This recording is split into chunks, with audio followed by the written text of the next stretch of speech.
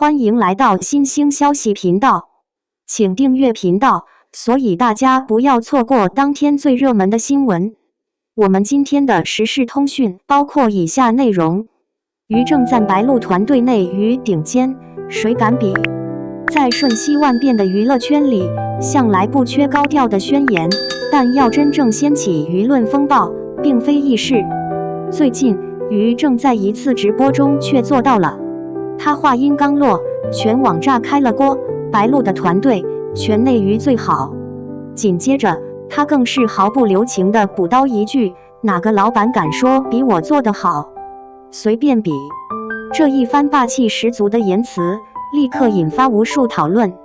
有人调侃他狂妄到没边，也有人默默点头，觉得他说的并非毫无道理。要知道，在竞争激烈、风口瞬息万变的娱乐圈，敢于当众拍胸脯保证团队实力的人，几乎屈指可数。更多时候，业内人都选择低调，生怕稍有闪失便被放大嘲讽。于正此举，无疑将自己和旗下艺人白鹿一起推上了聚光灯最中央。问题是，他所谓的全内娱最好，到底指的是什么？好团队究竟应该如何定义？是能把艺人一举捧上顶流，还是能让人气长期维持不跌，亦或是靠扎实作品树立口碑？这个问题一旦抛出，答案就显得格外复杂。毕竟，娱乐圈不乏一夜爆红的昙花，却少有能稳坐巅峰的常青树。白鹿无疑是这几年最受关注的女演员之一。从周生如故、长月烬明到以爱为营，她几乎在各类热门剧中都有亮眼表现，收视与话题齐飞。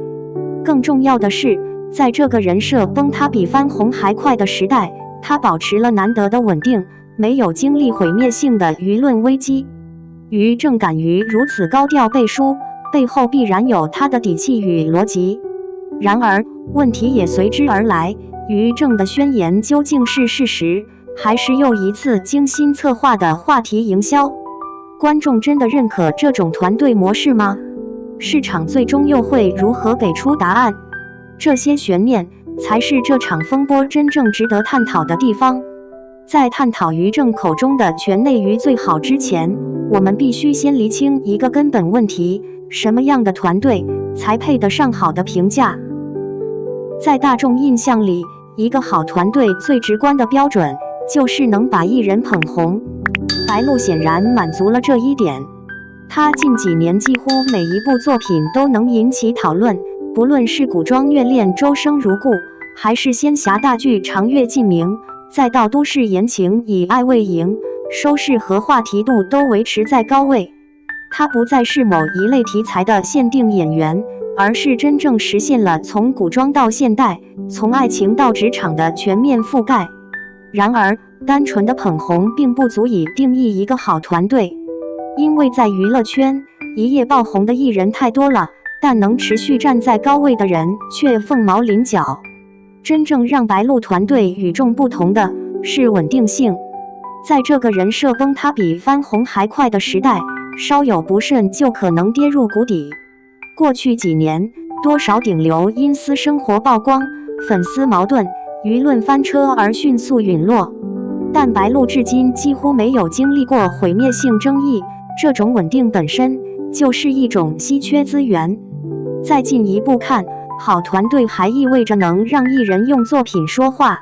白鹿并非靠综艺出圈，也不是靠绯闻博眼球，而是一步步用作品积累口碑。无论是招摇时期的侠女气质，还是周生如故里的深情演绎，她始终通过角色传递独特魅力，作品成为她人设的根基。这种路径更为长久，也更容易获得大众认同。对比来看，娱乐圈中不乏短期顶流的案例，比如某些艺人凭一档爆款综艺、一段 CP 营销迅速走红，但热度来得快去得也快，一旦作品缺失或话题消散，粉丝群体便会大幅流失。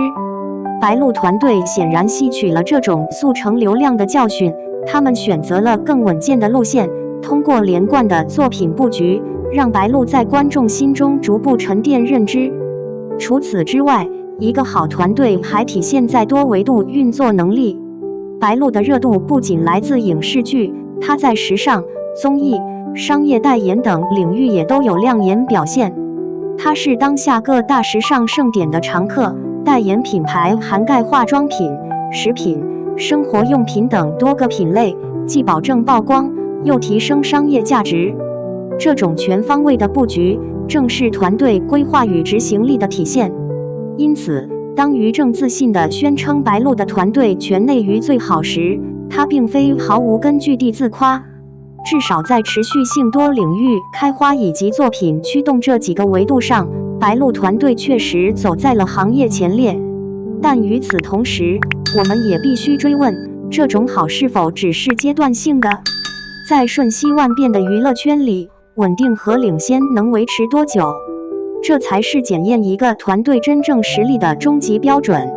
如果说好团队的成色最终要落在艺人的发展曲线上，那么白鹿无疑是一个极具代表性的样本。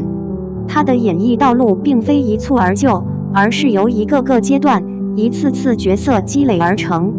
在团队的规划与推动下，他逐步完成了从新人到顶流的进阶。从凤求凰到招摇，初露锋芒的试水期。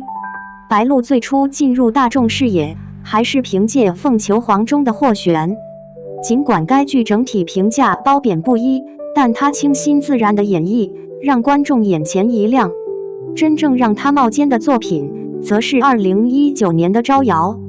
剧中他饰演的女魔头陆招摇，潇洒果敢，痞气十足，与当时荧屏上普遍柔弱的古装女主形成鲜明对比。凭借这一角色，她不仅收获了一批忠实粉丝，还在业内留下了能挑大梁的印象。可以说，这个阶段是她的立身之本。周生如故，奠定地位的高口碑之作。2021年的《周生如故》是白鹿演艺生涯的重要分水岭。剧中时移一角温婉坚毅，与任嘉伦饰演的小南陈王之间的虐恋，赚足了观众眼泪。该剧豆瓣评分居高不下，口碑远超同期同类古装剧。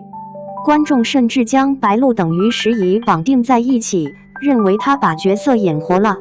这部作品不仅让他站稳了古装赛道的头部位置，也让大众看见了他更深层次的表演潜力。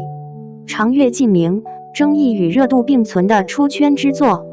2023年的长月烬明是白鹿团队一次高风险但高收益的布局。该剧开播前就因强大的制作班底和预告效果备受期待，上线后却因特效五毛剧情狗血而遭到猛烈吐槽。可正是这些槽点，反而成为短视频平台的二次传播燃料，使得剧集热度居高不下。白鹿在剧中的造型频频登上热搜，她与男主的情感纠葛更是成为网友热议话题。虽然口碑争议很大，但这部剧让白鹿真正实现了破圈，进一步稳固了她在流量市场的地位。以爱为营，现代题材的成功转型。很多古装演员都面临一个困境，能在古装里大放光彩，却在现代剧里显得格格不入。但白鹿却凭以爱为营完成了突破。她饰演的时燕编辑郑书意，现代感十足，独立又灵动，与以往的古装角色截然不同。这部剧不仅取得了不俗的收视成绩，还让白鹿在都市情感剧赛道成功立足。她不再只是古装花旦，而是可以自由切换题材的全能演员。商业与综艺的全面开花。除了影视剧，白鹿在商业与综艺领域的表现同样亮眼。她代言的品牌覆盖广泛，从化妆品、食品到高端时尚，几乎涵盖年轻消费群体的主要市场。她的形象既有亲和力，又具备可塑性，因而受到品牌青睐。在综艺方面，她在《奔跑吧快乐大本营》等节目中的表现轻松自然，拉近了与观众的距离，进一步扩大了路人缘。总结：稳步上升的轨迹。回顾这几年的发展，我们会发现白鹿的事业轨迹并非偶然，而是清晰的梯度式上升。从招摇打下基础，到周生如故奠定口碑，再到长月烬明实现流量突破，最后用以爱为营完成题材拓展，团队的规划痕迹清晰可见。与此同时，他在时尚和综艺上的多维度曝光，也让他形成了全方位发展的格局。这种循序渐进的上升路径，既保证了他的稳定性，又避免了一夜爆红后迅速陨落的风险。也正因如此，于正才敢底气十足地说出那句白鹿的团队全内娱最好，因为他的每一步都像是被精准设计过的棋子，而棋局正在按照既定的节奏稳步推进。要理解白鹿的成功，就绕不开他背后的操盘手于正。不同于传统的经纪公司，于正打造艺人的方式更像是一套完整的造星系统。与传统经纪模式的差异，在主流的娱乐产业链里，经纪公司的逻辑往往是三板斧，签约艺人安排是净谈价接戏。这种模式强调的是资源分配，艺人的成长在某种程度上是被动的，很依赖市场和机遇。艺人若没有强大资源支撑，极易陷入无戏可拍或角色边缘化的困境。而于正的操作截然不同，他几乎打通了创作到市场的全链条，从剧本开发、角色设定、选角标准到宣传营销、艺人人设维护，他都亲自介入。换句话说，他并不只是一个制片人或编剧，而是同时扮演了导演、经纪人、市场总监的多重身份。他要做的不是等市场给艺人机会，而是主动创造机会。造星系统的逻辑，于正模式的核心是把艺人的发展当作一个系统工程。他在开发剧本时，往往已经预设了适合的演员，并在角色与艺人人设之间建立强绑定关系。例如，白鹿在招摇中的潇洒痞气，正好契合他本人爽朗直率的性格，于是角色成为了他的放大镜。而周生如故里的温婉坚毅，则补充了他的另一面，使观众对他的认知更加立体。通过这种方式，作品与人设形成了互相反哺的闭环，角色为艺人赋能，艺人的真实特质又让角色更有说服力。这种双向作用，让白鹿在短时间内迅速完成了角色等于本人的观众认知，打下了极为牢固的粉丝基础。精准的市场意识，于正的造星逻辑还体现在他对市场节奏的敏锐把控。他深知当下观众注意力的转移速度极快，因此在剧集投放上往往采用无缝衔接的策略，一部剧刚收官，下一部作品就立刻上线，让艺人始终保持高热度。这种打法保证了白鹿在近几年内几乎没有空窗期，从而避免了曝光度下滑的风险。此外，他也擅长利用话题制造讨论度，无论是剧集中的情节争议，还是演员间的互动细节，都会成为社交媒体上的热点。这种对传播规律的把握，让白鹿团队在流量竞争中始终占据优势。案例对比：徐凯与吴谨言。回顾徐凯与吴谨言的成名路径，我们可以更直观地理解于正模式的力量。徐凯因《延禧攻略》一夜爆红，吴谨言也凭为《璎珞一角》迅速走红。二人同样是于正剧的产物，其走红轨迹和白鹿如出一辙。区别在于，白鹿的团队在走红后选择了更系统化、更长期的布局，而非单纯依赖一部剧的爆发效应。这说明于正的造星逻辑也在不断升级和迭代。如果说传统经纪公司像是资源经销商，那么于正更像是一位工厂厂长，通过流水线般的精准设计，把艺人一步步推向高位。他的造星逻辑本质上是一种强掌控的工业化生产，同时辅以个人审美和市场敏锐度。这种模式的优势在于快速、稳准，但也带来对艺人独立性的过度限制。正因如此，于正才能底气十足地说白鹿的团队全内娱最好。因为在他的逻辑里，这不是一句空话，而是一个可以被验证的系统成果。在赞美声之外，于正模式也始终伴随着争议。支持者认为他是内娱少有的实干型老板，亲力亲为，敢于承担风险；批评者则指责他审美单一，作品质量参差不齐，甚至过度操控艺人发展。正因如此，他的造星逻辑被视为一把双刃剑。审美争议，霸总式叙事与偶像化套路。不少观众批评，于正的剧集常常充斥着霸总式的审美逻辑，男女主设定强烈，情感极端，剧情套路化严重。这种风格虽然容易制造话题，但也让人觉得缺乏深度。例如《长月烬明》上线后，剧情被嘲是狗血加狗血，角色关系过于夸张。但矛盾的是，正是这种极端化的叙事，反而更契合短视频时代的传播逻辑，越夸张，越容易被二次创作和剪辑传播，从而制造热度。这就形成了一个悖论：作品在艺术层面常被批低俗，但在市场层面却异常奏效。于是，于正的剧集经常陷入口碑差、热度高的循环。制作质量的质疑，除了剧情，制作水准也是被吐槽的焦点。比如《长月烬明》的特效被观众戏称为5毛钱 PPT， 粗糙到难以令人信服。相比一些投入巨大的精品剧，于正剧在服化道和视效上常常显得节约，但他对此并不避讳，甚至在直播中直言争议也是热度的一部分。这透露出他对内容的态度：作品未必需要完美，但必须能引发讨论。换句话说，质量不是唯一追求，传播效果才是关键。艺人独立性的隐忧，于正模式的另一大问题是对艺人独立性的过度限制。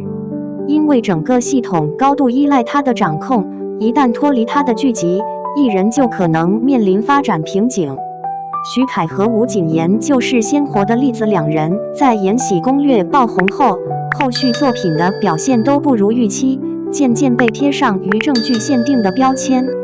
白鹿目前的发展看似完美，但同样面临这一隐忧：他能否在脱离于正的庇护后，依旧保持稳定的热度和作品质量？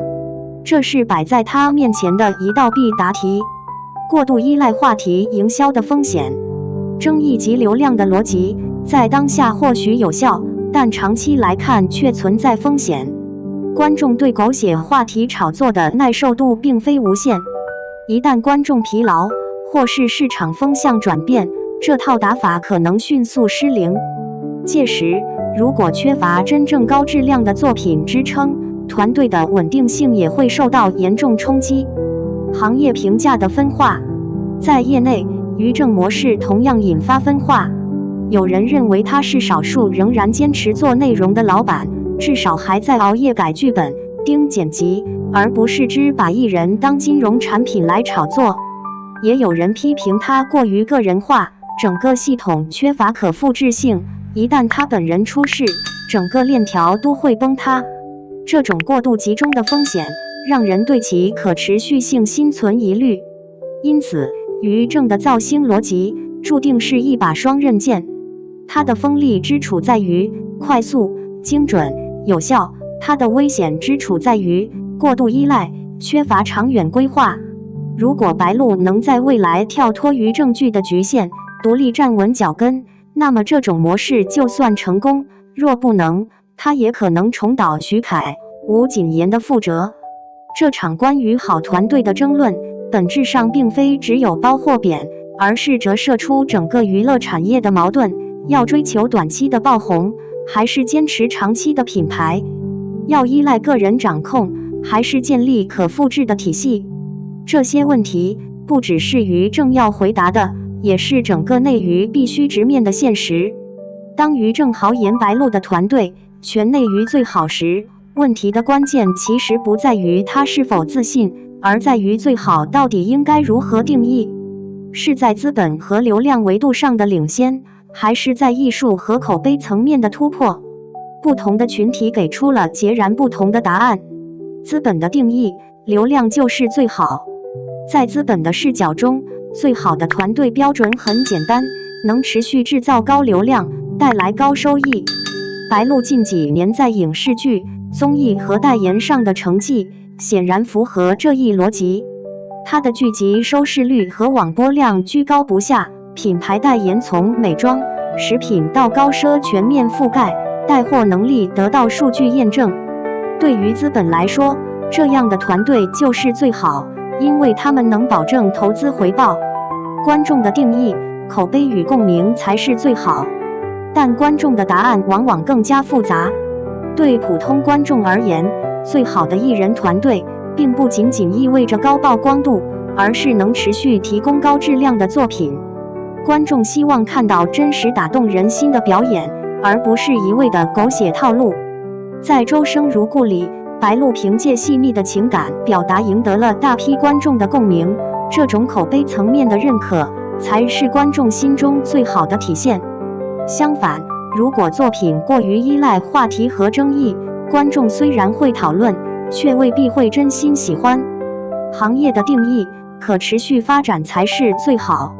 在行业内部，评价标准更倾向于可持续性。娱乐圈历来不缺一夜爆红的案例，但真正能走得远的却屈指可数。于正的团队虽然在短期内高效制造话题和热度，但行业内不少声音担忧其后劲不足。毕竟，依赖单一制作人体系的模式，一旦出现断档或失误，风险巨大。对行业而言，最好的团队应该是能够在不同项目、不同阶段都保持稳定输出，并且培养艺人具备独立成长能力。白鹿案例的启示，白鹿的成功折射出3种定义的交织：资本满意它的商业价值，观众在部分作品中获得情感共鸣，行业看到了团队的系统化运作。它几乎满足了最好的多个维度，但仍然存在隐忧。比如长月烬明虽然热度高，但口碑差强人意。在现代剧领域，它虽然凭以爱为营取得突破，却仍需要更多高质量作品来稳固。换句话说，它离无可争议的最好还有距离。未来的考题，短期与长期的平衡。要真正回答最好如何定义，关键在于短期爆红与长期发展之间的平衡。短期来看，争议与话题能迅速提升艺人知名度，但长期来看，只有高质量作品和持续成长，才能支撑艺人的长青。白鹿团队如果能在未来更多投入精品内容的打造，而不是过度依赖流量打法，它的最好才会更具说服力。市场的最终选择，娱乐圈从来是一个由市场决定一切的舞台。资本可以推动一时，团队可以运作一段，但最终能否长久，还是要看观众的选择。观众的审美在不断升级，对内容的要求也越来越高。如果白鹿未来能持续用作品证明自己，那么他和团队的最好就会被时间验证。反之，如果止步于话题营销，它也可能被新一代流量取代。因此，真正的最好并不是某一维度的胜出，而是能在资本、观众、行业3个维度中同时取得平衡。白鹿团队目前的确走在前列，但要称得上全内娱最好，还需要用更多高质量作品、长期规划和稳健发展来证明。毕竟，娱乐圈的历史早已告诉我们，最响亮的口号并不重要，能在10年后依然站在舞台中央的，才是真正的最好。于正的一句白鹿的团队全内娱最好，像一颗石子投入湖面，激起了层层涟漪。有人嘲讽他张狂，有人暗自点头认可。事实上，这样的高调宣言并不新鲜，娱乐圈从来不缺天下第一的豪言，但真正能穿越时间考验的却寥寥无几。高调背后的自信，于正敢于公开放话，绝非空穴来风。他有理由自信，白鹿过去几年的发展确实稳定、迅速、亮眼，团队在剧本选择、档期安排、话题营销上的运作，也堪称业内少见的精密。换句话说，他的高调建立在阶段性成果之上。这一点，哪怕是质疑者也不得不承认，长远的真正考验。然而，娱乐圈的残酷就在于，今天的辉煌未必能保证明天的顺利。观众口味瞬息万变，市场风向亦随时可能转变。白鹿团队今天的成功，并不意味着他一定能笑到最后。10年前的顶流，有多少人如今早已销声匿迹？长远的道路需要的不仅是话题与流量，更是持续产出高质量作品的能力，以及艺人不断突破自我的勇气。工匠精神的另一面，有人说，于正的模式是一种另类的工匠精神，熬夜改剧本，亲自盯后期，投入的精力远超普通制片人。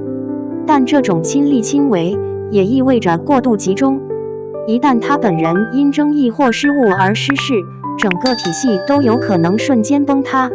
真正健康的团队应该具备自我运转的能力，而不是完全依赖某一个人。这是未来白鹿团队必须面对的课题。观众与市场的最终裁决，在喧嚣的争论之下，真正的裁判其实只有2个：观众与时间。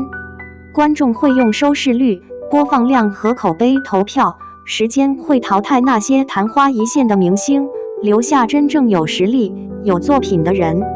如果10年后，白鹿依然能凭借代表作赢得认可，依然能稳居一线，那么圈内娱最好的评价才会真正成立。高调是起点，长远是终点。所以，与其说我们在讨论白鹿团队是不是最好，不如说我们在探讨娱乐圈需要怎样的生态。是靠资本堆砌的流水线偶像，还是靠创作者打磨的个性化明星？是短期爆红的快销逻辑，还是长期耕耘的品牌建设？